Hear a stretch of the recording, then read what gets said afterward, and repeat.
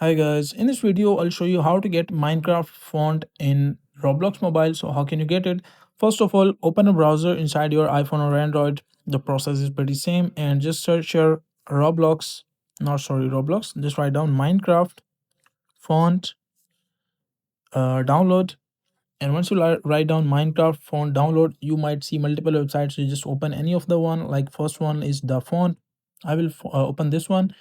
And once you open this, I just need to zoom in and here is the download button.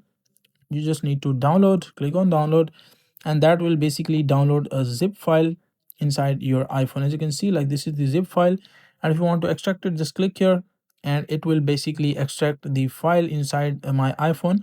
As you can see, the font is basically installed my iPhone, but in the Android, if you have downloaded the zip file, you just need to like download any of the archive files, like let's say the Z archiver or like WinRAR inside your iPhone, inside your Android, and you just need to extract the files and paste it inside your like settings, and that will be installed inside your mobile phone. Once it is installed, after that you can simply open your Roblox and your font will be added directly there. So that's a simple and easy process of how you can do it.